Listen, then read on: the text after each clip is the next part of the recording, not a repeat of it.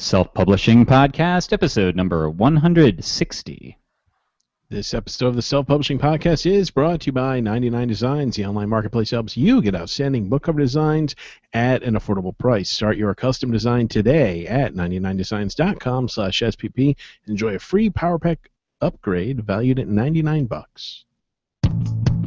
Welcome to the Self-Publishing Podcast, where if you want something done right, you've got to do it yourself. And now, here are your hosts, three goths who spend most of their time up in the trees, Johnny, Sean, and Dave. Hey everyone, and welcome to the Self-Publishing Podcast, the podcast that's all about how to get your words out into the world without contending with agents, publishers, or the other gatekeepers in traditional publishing. Join us in our trailblazing guests. There I go. As we shove aside boundaries, freely experiment, and occasionally screw up. I'm Johnny B. Truant. My co-hosts are Sean Platt and David Wright. And today it's me trying to ad-lib, who can't get it right. No for my mistakes. Well, we're doing podcast marathon. So we did a show yesterday. We're doing a show today. We're doing a show. Today's Friday. We're doing a show Tuesday, and then we're doing a show next Friday. So 4 podcasts in 2 weeks. I think we should try to put another couple in next week because. Shut your mouth. No. Just hear me out. If we did 2 this week, we could do 3 next week and maybe 4 the week after, right? And we're stacking, right? Then we'll have you take the rest of the year off. Even I'm off. Even I'm not on board for this. I mean, we'd be we'd have some banked. We could take a vacation. I don't know about the rest of the year, but we're gonna have to start banking anyway if our plans bear fruit with our new and improved SPP. Which will take planning. We'll be planning and actually have questions prepared. It's so exciting. Well, this is good because we have a run-up period here. So in case you missed it last week, which for us was yesterday. Okay. Here I got a professional thing I can do. I can announce the guest. I'm gonna try and get in this habit. Our guest today is going to be Dan Wood from Draft2Digital, and Dan, we've worked with Dan a bit. We worked with him to get into Apple. Before we had an Apple rep, and he's doing, it's not just Draft2Digital, and it's not just the question of why an aggregator versus going direct, but they're doing some cool partnerships with, he says some stuff is on the horizon with Scribd. I don't know if he can talk about it, but we'll find out. And they just opened up Oyster on Draft2Digital. It's always fun that we don't do our research. I'm laughing at, I don't know if you can talk about this thing, but I just mentioned it anyway. Well, but saying that they're doing things with Scribd, they distribute to Scribd, go to their site, you can see that. You can see in the dashboard that it's not. I mean, you can use Smashwords for a lot of the same things. I think there are some things that Draft2Digital does that Smashwords doesn't, but Draft2Digital is just so consumer friendly. It's professional. I mean, we'll talk about that more when he gets on, but We'll talk about when he's on. Yeah, there's no way I would. Save the stroking for when the guest is on. So what I was going to say about being professional is that this, or the practice, the run-up period, is that since we are looking to relaunch SPP, and by that means just kind of tighten it up, make it a little cleaner, a little neater, a little higher value for the time spend, we can practice that now. We're adding guests a little earlier. I asked Dan if we could add him at 3:15, 3:20 instead of 3:30, and I'll work on cracking the whip if Sean goes way off topic during the run-up, and Dave can hate us all a little more, and good stuff. And announcing the guests in advance. Dave, just to put you at ease a little bit, you don't have to dim the hate at all with the SPP 2.0. You can hate as much as always. I think that's something that will never go out of style. I'm sure our viewers will be happy to hear. No, I think people want a more professional show, but they don't want less hate. Right. I'd like to. So let's go ahead and delineate that a little bit, because I've gotten feedback from zeros of angry SPP fans who are totally concerned that we're gonna ruin the show. So anticipating your angry questions. We will not stop swearing. We will not stop talking about taint. We will not stop going off topic. We will just rein it in a little bit. And in other words, we will never stop doing the Lord's work. That's correct. Well, I was listening to the intro today, and I was thinking, we probably won't have Grizzly Voice intro guy anymore, right? Audra will probably create us something. Yeah, I think she'll make something awesome. I was told yesterday. So we have a plan, and we'll tell you about the plan soon. But the Just SPP, like the Cylons in Battlestar Galactica. right? The SPP 2.0 is the tip of that plan, and so I sent this big Just the master tip. doc, just the tip. I sent this big master doc to Audra, who's going to be our podcast producer, and I sent it to her yesterday, and she said, "Oh my God, this is Lexi Maxwell for an audio file." So Mhm. yeah, really looking forward to that. I said, "Oh my God, she totally gets it." So yeah, that's going to be awesome. So, do you have either of you have anything cool that you learned since yesterday? Wow. I have an anti-cool. I think we could spin this to something cool. So I don't want to say what book or book series this is, because I just don't want to publicly shit on anybody's book. But there's a series that I'm reading It's right called now. Redacted. They did that on Jackass. What they doing? Publicly shit on people's books. Oh Hey, welcome wow. to the show, Dan. But Haley, my daughter, there's a series that she wanted me to read, and so I said, okay, I'll read that, and I just like there's so much to hate about it, and I find myself in this Did you weird give them a place. blurb on that basis? That is a book cover blur. It's first of all, it's not a book. All right, it's not a book. It just ends. Like it just ends. Okay, Johnny, remember with the Dream Engine when you're like, wait, we can't end it that way because this is a book, not a serial. And then we changed it. And then we changed it. Okay, nobody had the conversation with their partner of this book that you can't just end a book. There's no arc. There's like all this stuff that's set up. at the Sounds very like Yesterday's Gone season 1. Is there a sequel before you go on and shit on this book publicly? Well, I'm not shitting on the book publicly. Speaking anonymously. Yes, no, it's a book series. Okay, there's a few So books. there is a series. Okay. There is A a Little series. House on the Prairie. You may have heard of it. There is a series, but it's not a serial. It's set up like a book. All right, and Okay. if you just read the first one, like all the stuff that they set up in the first, the first section of the book, nothing is resolved. Like it doesn't have the feeling of, oh, this is a book and I could just finish it and I would like to read the sequels. It's not like that at all. It's not like, I mean, there's a difference between a book and a serial. But beyond that, it's got a bunch of Swifties in it. So Oh, What? I love Swifties. nobody I know just, exactly what Sean's talking about. nobody just says anything. Everybody is huffing or Everybody says everything with an adjective. yes, they're all retorting excitedly about everything. It's just nobody retorted excitedly. Did they ejaculate? Yes, like I used that word in the Bialy Pimps a few times, ironically. oh, but this is just everything, and it's like, have you ever seen a Don Bluth cartoon? No. You know, like Yeah. okay, so Don Bluth, the way he animates, it's like everything's over animated. Like everybody's always moving, and this book reads like that. And Like Sean. and Haley just she so wants me to love it with her, and I so want to. Did So you I'm in ruin this- it? Did you No. tell her it sucked? No, I did. That's the not. difference in your parenting styles, Dave. I wouldn't I'm do that trying to- either. I did complain about the ending because I think that's because the Swifties is just me being kind of a snotty jerk. Like she doesn't need to. I don't need to criticize the writing Well, it's style. written for like teenage girls, I'm sure. Yeah, right. And they And probably Teenage like girls describe aren't the movie. smart enough to understand proper No, dialogue. no, but it's different. They add a lot of stuff that you don't just find. Like they explain like clothing, like 2 pages devoted to what the main character's wearing. I mean, it's a There little is a over lot the of top. that in this book. Yeah. Actually, there's whole chapters about it. But I call it the Gilmore Girls influence. no. I love the Gilmore Girls. Well, so actually. did I, but the overemphasis of a lot of different stuff just No, I reject that. I actually Okay, well then, bang the gavel. because and I've got something cool that's related to Gilmore Girls. So we started watching Gilmore Girls, and I'm going to the Austin Television Festival in a couple weeks, and one of the sessions is the 15-year anniversary of Gilmore Girls, which is the one session that I really, really wanted to go to.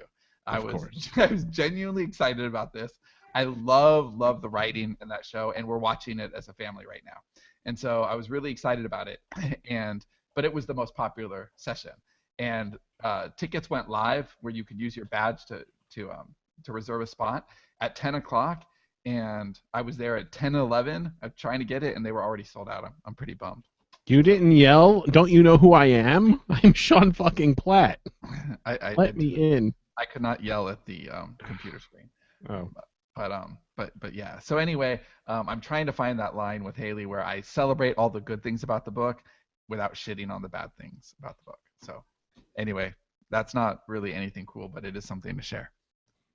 All right. Well, so you just shared nothing cool, basically. Do you realize that you basically cock teased us a little bit and said, "Here, I'm going to share something cool about the Gilmore Girls," and then it was like I couldn't get tickets.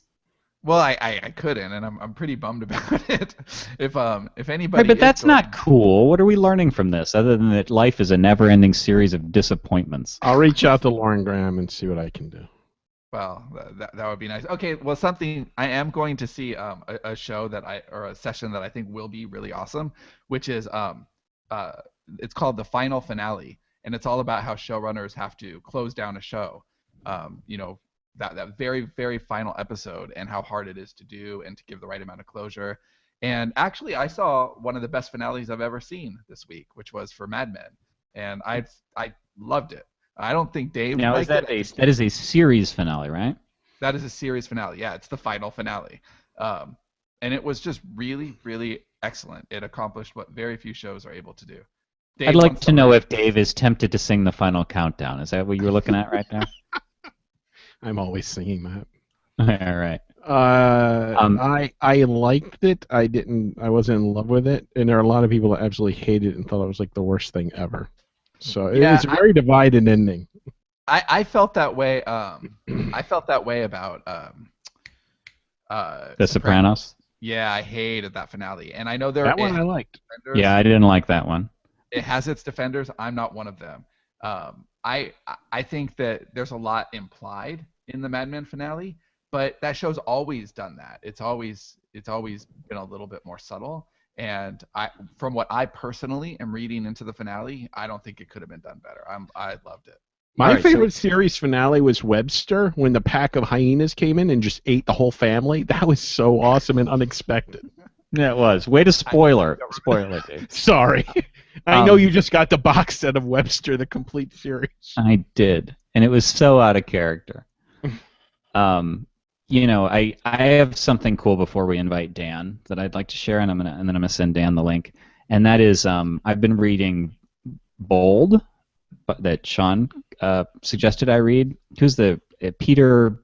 His last name is a mouthful. Diamantes.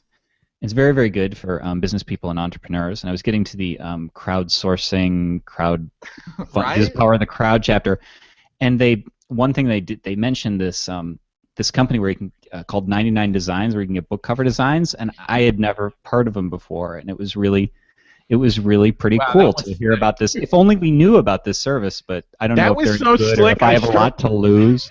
That actually caught me by surprise. That was so slick, I actually started ignoring you and went to YouTube to see if there were any comments. Yes, slick in what way? I don't know what you're talking about, Dave. I'm going to move on and talk about Kickstarter now. 99 Designs, yes, they are. That is the. So you've heard of them? I've heard of them, and I've used them. Oh, yes. Have I used them? Yes, you have. Oh, yeah, They're so awesome. Good. You didn't even realize it. But you know why you didn't realize it? Because it was so seamless of a transaction.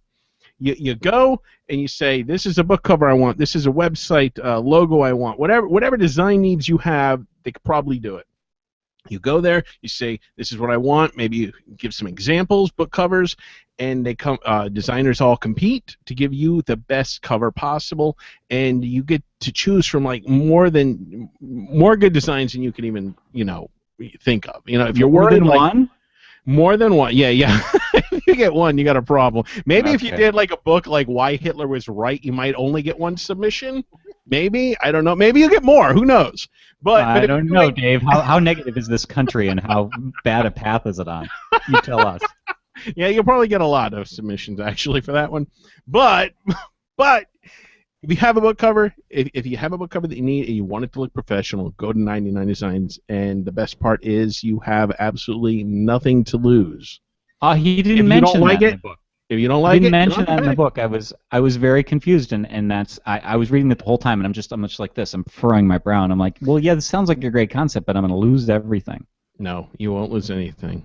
All right. Well, so from what I hear, start your custom design at 99designs.com/SPP. And also from what I hear from Peter Diamantes, if you use that link, you will get the Power Pack upgrade, which is valued at $99 for Peter free, said- which will help your contest stand out from the crowd. Peter, be expecting your commission check in the mail. Thank you very much. 99designs.com/SPP. All right. I have invited Dan, so we will see what happens. We'll see what happens. Like, I don't know. Maybe he'll join the podcast. That would be something. Maybe your internet will go out again. Yeah. We need a system. We need like a podcast producer to be basically doing that thing where like 3 minutes, Mr. Wood, and then they can. Because I'm just sending links, and it's like you just wonder like how are people really meticulously watching their email, and so who knows. No. No. What are you Dave, do doing you have when you something blank out cool? like that? I want to know. Who, me? Yes. He's sneezing. No, he's picking his nose. No, I'm probably blowing my nose. I have horrible allergies, so and it's not polite to blow your nose on camera. So. Oh, I would do it. Or I'd go off to the side like that. I didn't know that rule. Dan! Hey, Dan. Hello. Hello. Hey, Dan. Welcome to the party. He's trying to outbeard you, Dave. Yeah, my beard's not. I shaved it a while ago, so yeah, I got to catch up now. My whole goal was to outbeard Dave. Yeah, so what was great is I was trading emails with Dan before we started, and he said, I don't know that I can outdo the Master Beats episode. So Dan knows what we're all about here. And he's still coming on. Wow. Still coming on. Now, Dan, would you call it Master Beats or would you call it something else? I think you have to go with Master Beats at this point. Right? Well, now, I don't know if you remember, Sean, but I gave my permission as long as it's white labeled in some way to go into schools. Yeah, I think white label's the you can call solution it. here. I think the people want Master Beats. I think they've. All right, so Dan Wood, sorry I don't have your title at Draft2Digital. What are you, Chief Grand Poobah or yeah? Director of Author Relations is my official title. Okay, that means awesome. you And Dan has been relating to us very efficiently, and we really appreciate all his help and advice. Dan, you also gave us some advice about going to conferences. So he's an all-purpose guy. Everybody knows a lot of stuff about the industry. So anyway, welcome to the show. Thanks for having me. I'm very excited. I've been listening and catching up on a bunch of your old episodes. Sorry. Oh, Very entertaining. Sorry about that. Well, now we know Dan's a liar. Okay. So let's. Everything you say from here on out is suspect, Dan. So for people who don't know what Draft2Digital is, for all those crazy people out there who don't know what 99 Designs or Draft2Digital are, can you describe briefly? We are a service that helps self-published authors get to as many platforms as possible to sell their books. We have both our software is really, really good for converting Word documents into all the digital formats you need, but we also help you distribute to tons of different places like Apple, Barnes & Noble, Kobo. We help people set up for CreateSpace, Scribd, Page Foundry, Tolino, which is a German conglomerate of different websites. So we just help people get their books as many places as possible. So when people ask the question, and we've gotten this before, why would I go through an aggregator like Draft2Digital versus going direct? What's your answer to that? Sorry, it broke up a little bit on me there. Why would you go? Why would you go through Draft2Digital instead of direct, basically? I get that question a lot too. A lot of times it's about time. You can just save a whole lot of time if you don't have to upload your books, especially if you have a large catalog, to 7 to 10 different websites. You also just set up your tax information with us once, as opposed to going to all the different places and going through all the different types of paperwork they have.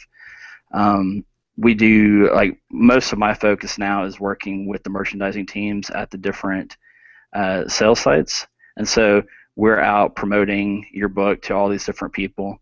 We've had some tremendous success with Apple, but we've also started making some headway with Barnes & Noble.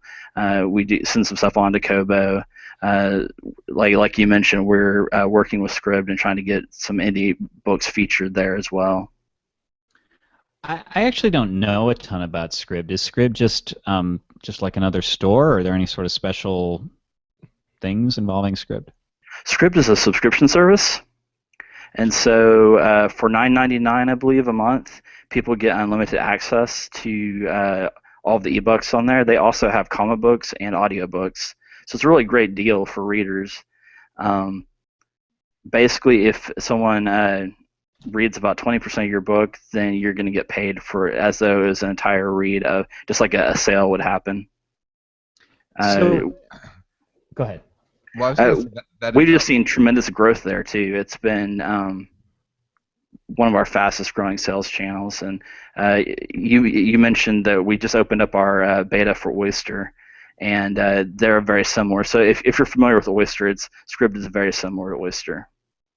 What I saw about Scribd too that's kind of interesting is they have stuff that isn't also everywhere else. So for example, I read the Reservoir Dogs screenplay, and when I did a search for it, that was the #1 hit.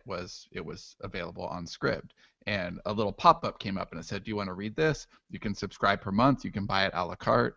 And I couldn't get the Reservoir Dogs screenplay on Amazon, right? So it's a different mix of stuff too. It's not just the same old. We definitely think it's different readers. It kind of appeals to a different readership. So we've loved Scribd. They've been great to work with, and like I said, they've just been growing tremendously. Now, have you found on these like Scribd and Oyster sites, or that basically offer the Netflix model, so to speak?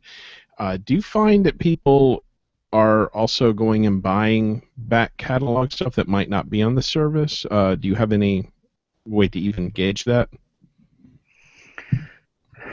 Not really. For the most part, most of our authors are opting in with all of their books, and so people are just staying within the service to read everything. A little bit hard for us to correlate if people are reading, like if you just put one book up there, if they're going somewhere else to buy the rest. Okay. So one of the things, I got the pop-up. I do like that Draft2Digital does this, because we used Smashwords for a while, and I don't think they did this. It would be really complicated if you didn't. So when I logged into Draft2Digital, I think it was this week, I get the prompt that says, "Hey, we're now distributing to Oyster. Do you want to add all your books? Click here." And so I actually said, "Tell me later, remind me later," because I wanted to check it out, but I didn't have time right then. But my initial hesitation, and I seem to remember people talking about this with Oyster or something else, where they said, "Well, yeah, but it's an all-you-can-eat service, and so you're going to get paid less." But it looks to me like you get a full sale commission regardless. Is that true for Scribd and Oyster? Correct. Yeah, they're both based on just like you set the retail list price, and once people read past, I believe it's 20%, it's as though it was a sale to you. So is this So it's the same as an Amazon Borrow, as far as it's just more money. Correct. Yeah. So it's basically, their model is like Netflix, the old model, where you looked at it and thought, well, how are they making money if they're paying shipping? That's exactly what I was going to ask. How can they possibly make money? Well, because they're assuming that most people aren't going to take advantage. Most of their users are not going to sit there and plow through books over and over and just consume. Yeah, they're going to lose money on some people. When I first joined Netflix, there was a website that I came across called Hacking Netflix. And it told you like how to basically squeeze every drop out of your Netflix subscription, so you can, order 3 and then burn them, and then same day get them in the mail. And it's like, oh, why do you want to fuck a company so hard? Just they're offering a great service. What an asshole. But it's definitely the gymnasium model. They just count on people subscribing and then not using it as much, especially like if you're using audiobooks. The audiobooks are very, very long, and so you don't burn through that many. I subscribed do. to Kindle. I subscribed to Kindle Unlimited when it first came out, and they give you a limit of 10 books that you can have out at any time. I borrowed 10 books, and I've had the same 10 books ever since the damn thing. I haven't read a single one. I could have bought every one of them cheaper. Exactly. That's the model. That's absolutely the model. But if you read a lot, then yeah, it's great. I have a But few. it sounds like Go ahead. win-win. It sounds like it for the right reader, it's a great service, and for the right author who, that they have people who are reading their stuff, it works too. We could go a few different ways with this discussion. I have a few questions that I wanted to ask, obviously, but since we're talking about Script or Oyster or Tolino or any of these others, I don't think, and I'm actually doing this while I'm talking to you because I am curious. I don't know that we've seen much action on Script, for instance, and I'm just wondering if there are sort of.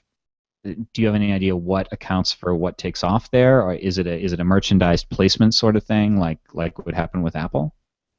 I think it is. Romance just by itself is doing very well there, which we see that at a lot of our sales channels. Romance, there's a lot of volume that moves in romance books. Other than that, they do some curation. They also have a very strong also bots section. So once your book starts moving, then it gets into also bots or also read, I guess is what they would call it there. So sometimes it's just getting traction on the website, and then their algorithms take over for you. For the borrow services, I guess Oyster and Script, are they borrow services, or do you get to keep the book? So can you read a book and then it's part of your library, or do you read it and then you lose it forever? It's strictly borrowed, just like Amazon KU. You can download the book to your device, but it stays within their application, so it's not. You can't move it into whatever e-reader program you like. It stays within their app. See, this is interesting because we actually just talked to Julia of Nook yesterday, and one of the things that we were talking about was the idea that it takes a little while to build readership on any platform, and you just kind of have to keep with it. And then once you have them, you kind of have them if you write decent stuff. So I'm wondering if this is the case as well, because I'm looking at my Draft2Digital dashboard here, and let's just say that Apple, which is our primary distribution channel through Draft2Digital, that we use it for, is significantly better than Scribd or Tolino. So do you feel that this is just a matter of time, or are there some things we could do that might work better in those environments? I think it's a matter of time. It's definitely we're trying to work with them to draw people's attention and get the merchandising spots. I definitely encourage you. I see a lot of author websites not have links to Scribd or to the subscription service, so add those. Make sure you're talking about them to your readers. I know some authors have sent it out with their email newsletter. There's an affiliate code you can give where they can get your readers can get like a free month or two. Okay, so you mean the fact that we have been ignoring Scribd might have something to do with the fact that we aren't seeing a lot of sales there? Possibly could be. I'm guessing the things like first in series free don't make any difference there, though, since it's all sort of free to them on their subscription. Yeah, not at all. That's one of the sales techniques that works great everywhere, and it's not visible at all to people on subscription service. Do the free books still distribute there? Correct. Okay. Go ahead, Sean. But this doesn't in any way affect price matching or anything like that, right? Because it's kind of behind a paywall anyway. Correct. So that's cool. So it's just a different marketplace. That's all. There's no reason not to be in it unless you're one of those people. Like I remember, I think it was Oyster when Oyster first, came out. I got one of those doomsday emails from Dave where the sky was falling and this is the end of. I think I was on that. That's why I hesitated this time. Right. So, but then I did click it. Well, it just makes sense because it's not. Readers are in different places, and I can't think of a reason not to, unless you think if your stuff is there, then no one's going to buy it anywhere else. But I feel like the Scribd reader isn't necessarily the iBooks reader or the Amazon reader. Like that's their own little ecosystem, and that's where they want to be. What the main reasons that we are using Draft2Digital for a lot of our stuff. So basically, here's the way that we do it, and obviously anybody else's mileage may vary. But we go direct to obviously Amazon, which you don't distribute to anyway, Kobo and Barnes & Noble, and we use Draft2Digital for everything else. We do have a few direct Apple titles, but in general, we've just been going through Draft2Digital for just like most of it. And the main reasons are it's easier, it's faster. Like in my experience, Apple's app is proprietary. You need to have a Mac to use it, iTunes Producer. It is an app that you download. It is not a web console. And it took me a really long time to figure out what the hell was going on with iTunes Producer and how these packages that it creates. And so it's very, very easy. There's a lot about your dashboard that I just really, really love, even compared to other dashboards. Yeah, it's the best. It's really good. Thank you. I do love I do love Nook, but Nook has this one quirk with their categories where if you want to if they'll let you have 5 categories, and so you go fiction from a little drop down, fiction, and then that one gives you another one. You go science fiction, you click that one, alien invasion, and you got to do that 5 times. Draft2Digital's is you just open something up and just check, check, check, which is kind of like Kobo's is like that, but you have the full BISC, I think is the categorization. Correct, by list of categories. So you have a lot more. So it's a lot easier. You do lose a few percent, but for us the trade-off is worth it. When I say percent, I mean you would make slightly more if you went direct. Yeah, but the thing is, you have to think of it as a business expense, and time is money if you're an author. And if you have one central dashboard where, I mean, you probably don't want to use Draft2Digital for everything, but use it for what makes sense for you. You know, for us, it makes sense to use it for everyone. We're not going to go to individually anyway. Plus Apple. Basically, I think of it as it's our version of Smashwords. There's no reason to use Smashwords because this gives you everything that Smashwords offers, but none of the headache, except for Smashwords as a marketplace. Smashwords does distribute to a few places that Draft2Digital doesn't, but I don't think I've ever seen a sale there. So that's just us. Right. Yeah, we definitely do an opt-in model. Unlike some of the other places, we're never going to opt you into a sales channel. We let you decide, I want to be there or I don't. So we try to make it easy with that pop-up, but we'll never just send your book somewhere. We heavily vet the different sales channels that we add. There's several of them that we have contracts with, but they just don't perform at the speed that our customers are used to. We have to consider that Amazon's still going to be the primary bookseller for most authors, and so if another sales channel can't change a price quickly or delist a book quickly, then we don't want to add them because that's just going to create a headache for all the authors out there, and we try to be very author-centric. Yeah, Draft2Digital seems like they have just a ton of respect for authors and the indie community, and that you just know that is your customer, and you seem to take care of your customer really well. We did. One of our founders is an author, and he's both been self-published and has done some of the Amazon publishing as well. We have 2 other authors here in the office. We're constantly getting author feedback. And you go to conferences and stuff to talk to authors, face to face, which I think makes a big difference in what kind of products you can make. Oh, it's huge. Just getting to know someone face to face, because really this publishing is a relationship business, and so getting to know our authors and then getting to know the merchandising people from our various sales channels is essential. Yeah, Dan, are you open to so we have an audience that listens. It's around 5,000 people now, and so do we want to tell people to contact you? I just want to know before I say something. Are you open to having authors with a good amount of books giving you a call? Not giving you a call, but do you want that? Because I was about to say something. Right. Yeah. What we do is we try to filter.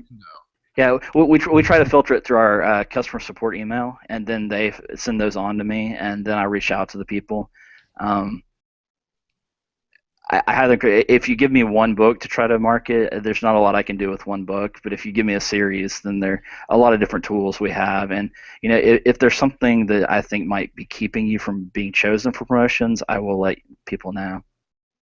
Yeah, because well, here's what I was going to say is if you go to the Draft2Digital customer service email, if you have a decent catalog with good covers and you're doing the stuff we talk about here, because one of the things that Draft2Digital has been really good to us, but Dan specifically just knows a lot of people. So there have been several people where we've been like, hey, do you know somebody here? Could you make an introduction? Or like I said, we asked about what industry conferences we should go to, and like we were Sean and I, Dave, we just exclude from these because we know he doesn't want to travel unless he's I'm not shipped. leaving. Right? It's a no-go right away. But for about 5 days, we thought we were going to go to NINC, Novelists Inc. in September and into October, and it's right up against our event, and there's just no way. But that's the sort of thing that that you know, and so I guess that's just a plug for Dan, basically. But it is a personal relationship business, and I know that every time I travel, the company does better and makes more money. Another thing I'd mention is, and I know this didn't used to be the case, is that we were originally introduced to Draft2Digital by Garrett, and he said, "Well, I love Draft2Digital. I like they're very smooth, and Smashwords is not always smooth, but I really like them." But he said the one thing they can't do is they can't go to Barnes & Noble for free, and I know that you just changed that. So that's the other thing we use it for is you can't upload to Nook Press and make your book free. And so now through Draft2Digital, so if you have a first in series free that you're trying to get free on Barnes & Noble to price match everywhere, you can do that through Draft2Digital, and I thought that was. Do you know why that is? Because why is it that a third party can get your book free rather than the platform itself? That's a great question. I can kind of answer it. I'm trying to make sure. It has the third-party system is completely different than the Nook self-publishing portal. It's a completely different system that's tied into other things, and so that's the Nook system was created at a time when they didn't want to feature free, and then they've kind of added it on for the third parties. So we can agree that's balls, right? Yes. Right. That's something we added back in last May, I believe. I know Barnes & Noble is doing a revamp on their website, and I think that also will carry over to some of their publishing systems. So that might change in the future, but right now it is the case that you have to go through either us or Smashwords for free to list a book for free at Barnes.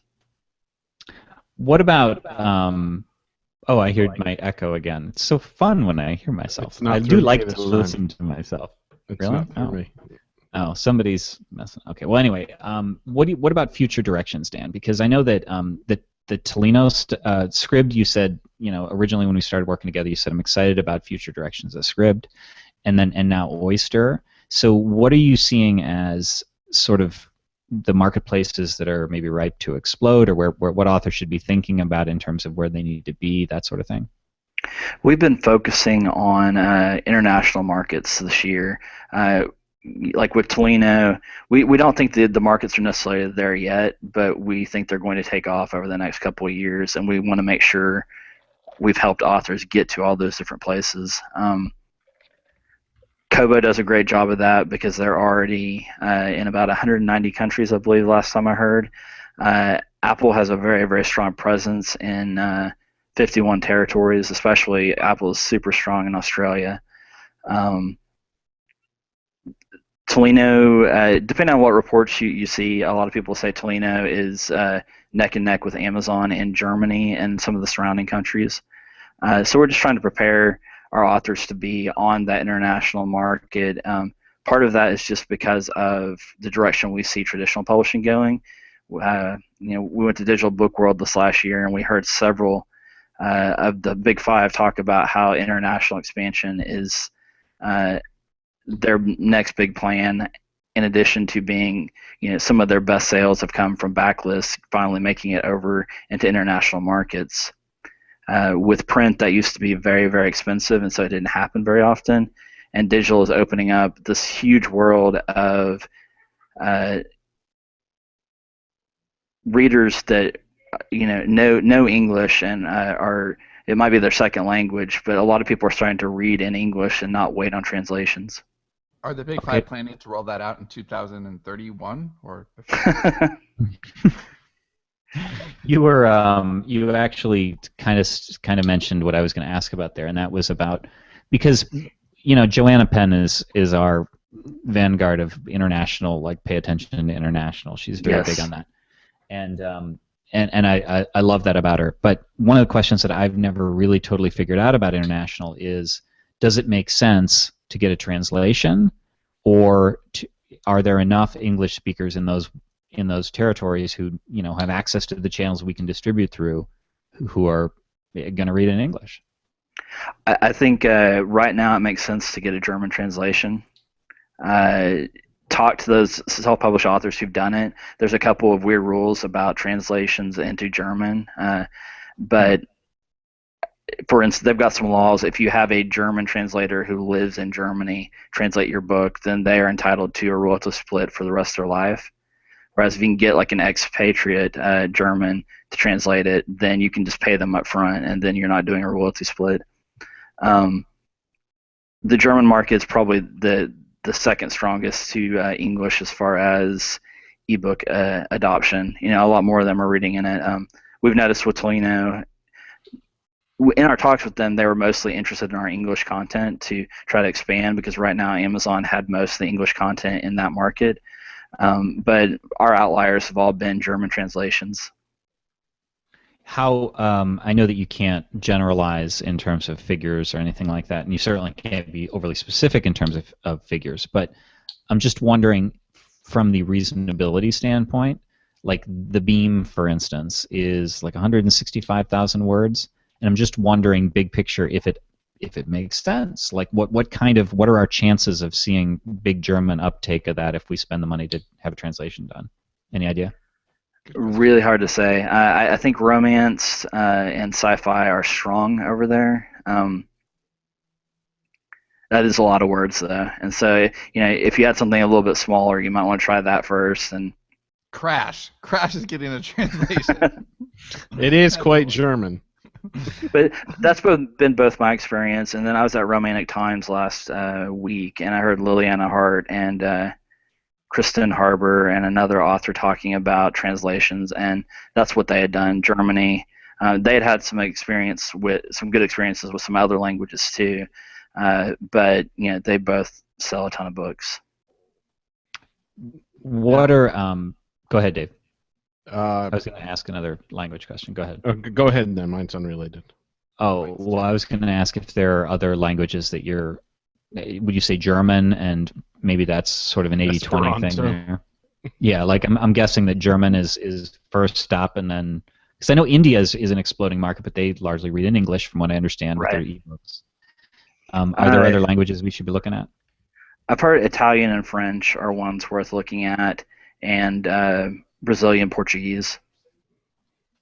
Spanish right now, because of is apparently a very weird market, partially because of the economic conditions in Spain itself.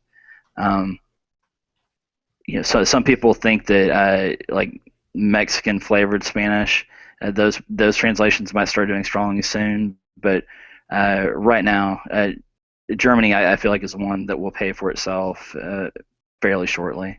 Right. So if you have 10 books in your catalog, it doesn't make sense to take book A and translate it into German, Italian, French, etc. It makes sense to translate your catalog into German and then move forward from there, right? Correct. My other question would be, so let's say I'm one of those authors. I send an email to customer service and they forward it to you, and I don't have a series. My book is not eligible for promotion in any way, and you would send me one of those emails kindly telling me why. What would that email say? Like, what are some of the things that you would see other authors doing that are just flat out wrong, that are causing them exclusion? A lot of times it's going to be just not having enough books yet, where they either have just a standalone book, which really the retailers prefer series. David Gogren did that recent post of his about some of the things he's going to change and writing in series. It is huge because the retailers just give such preference to series. Covers, a lot of time I see covers that are not they're not bad covers, but they're just not genre appropriate. Are And these so, people who didn't hear of 99 Designs? you know, I frequently get people asking me like where they can find 98 or more designs for a cover, and I never knew where to send them until I started listening to your show. Now you know. Now I know. Yeah, they're just people that either they've done the cover themselves or they kind of had their artistic vision of the cover, and it just doesn't look like a sci-fi novel, and that's a real problem. The Beam. Like the Beam originally. We updated it. I love what you guys have Dave done was this year right. of optimizing. I mean, you're doing exactly the right thing. You're looking at how can we improve this, and how can we make our product better, and getting your book where it's genre appropriate as far as the cover image, and then like pricing, like looking at the pricing that is appropriate for your genre. I see a lot of people try to figure out what's the best price to sell a book, and the answer really is it varies by genre. And it's a big difference between what you price erotica at and what you price fantasy at, because fantasy tends to be 100,000, 110,000 words or more. Now, I have a question regarding the subscription model. A lot of people feared subscription models when they were first announced, and there's still a fear in the air. As somebody that you deal with both subscription and paid, do you see the paid books taking a hit from subscription model, like a significant hit? Not at all. We've seen our sales have just been exploding. Like they've been doing better and better sales, especially with Apple. Once they added iBooks to all of their different iOS devices and Mac devices, it's just been growing very strongly for us. The majority of our authors opted into Scribd when we added it last year, and we haven't seen like a decline in sales or anything. Just to clarify, the sky is not falling. Correct. Right. I think KU changed everything for everyone. Like every author I know was affected by KU. KU has some disadvantages in that you just fairly low payments. It requires you to be exclusive to Amazon. Because of KU, we've seen a lot of authors leave and come over, like that were previously in Select, but just decided they didn't like the way Amazon handled KU. Now, are payments higher at these other places? Yes. Really? Right. Okay. Yeah. Going through us, you would get 60% of the retail list price.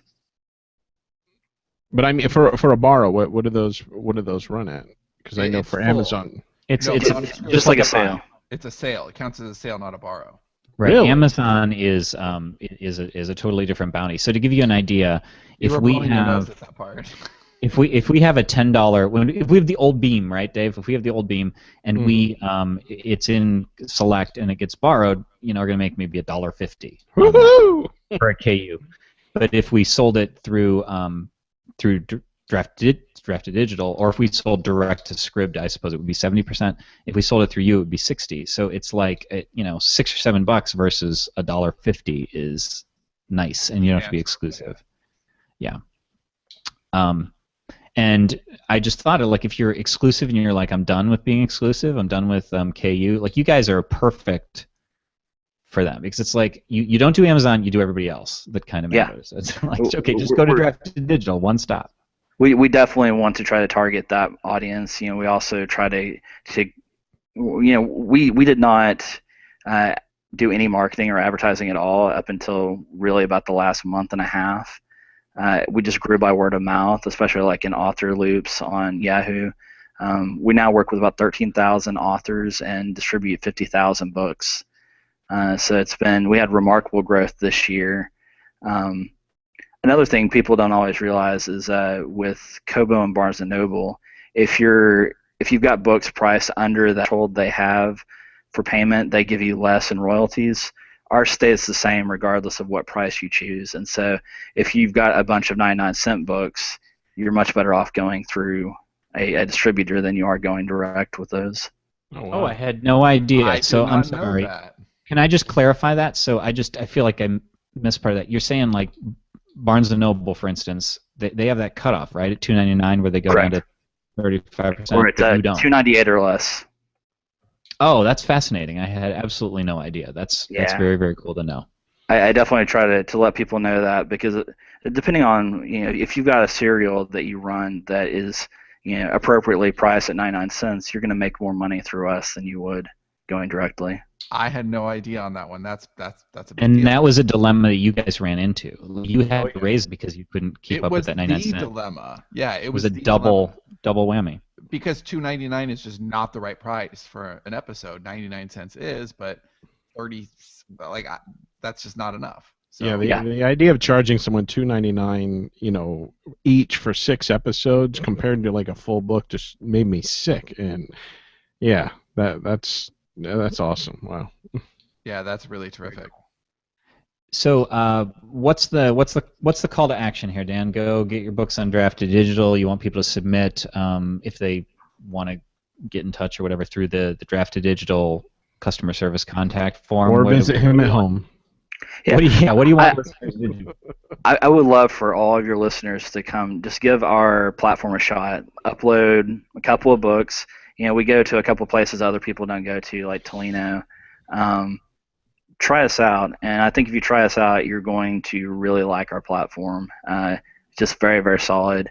And then if you are at a point where you've got a good backlist, reach out to me about merchandising and marketing, because there's a lot of stuff that we can do to help promote your book with our distributors. Yeah, I want to say, just because uploading to Apple, for me, like I couldn't even get my account to work. It's so hard. There were so many hoops to jump through, and then when we got the Sterling and Stone account, and I went there to upload to Apple, I was like, oh my God, this is so easy. It was just a thing of beauty. So thank you for that. You're welcome. It may be the easiest dashboard. Kobo's is pretty close, but you guys may have a slight edge in the category thing. No offense, Mark. I do love Kobo's thing where they show you the globe where all of your sales are. Yeah, that's really beautiful. Cool. That's something I want to do when we have time to do it. But it's amazing. Yeah, I see those dots on the globe like infection, just like spreading. Literally. That you would see that. One of the other nice things you can do is pre-orders. We can do no manuscript pre-orders at Apple, Barnes & Noble, Kobo, and Tolino. And so, like, if you're not done with your book, but you want to go ahead and get that link out there so readers can immediately buy it after they finish the book before it, we can do that at most of our retailers.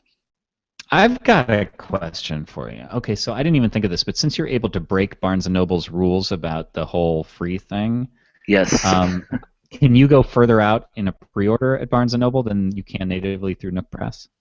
Yes, they have a cutoff of 90 days automatically, but we've talked to them and had them set up pre-orders for us a year in advance. Okay, all right. Okay. Something to know. This is amazing to me, because emailing them direct, you can't get that. But that I don't understand that. I mean, I understand it. It's just, oh my God, that's so balls. But good for Draft2Digital. The amazing thing about Barnes & Noble is their systems are just very separate. The traditional publishing one that we use for bulk uploads is a completely different system than the Nook Press that you guys would use directly. Oh, that's what it is. All right. Well. All right. So this has been a very, very illuminating show. Very, very cool. It's chock full of information. So thanks for coming on, Dan. I'm going to play the outro. Hang on tight, and we'll talk for a bit afterwards. But thanks for everybody. Thanks, Dan, for coming on the show. Thanks for having me. Good and stuff. Thanks everybody. And thanks to Dan's beard. Yes, thanks to Dan's beard, which I would say slightly outbearded Dave today. Dave is a little more trim. Next time you're on, I'll make sure to bring my A game. Awesome. All right. So this has been the Self-Publishing Podcast. Thanks for listening, guys, and do watch for our sort of revamp in the coming weeks when I'm sure we'll have our shit together a little more as far as what you do next. So thanks for listening. We'll see you And next a beardier Dave. A beardier. I like it.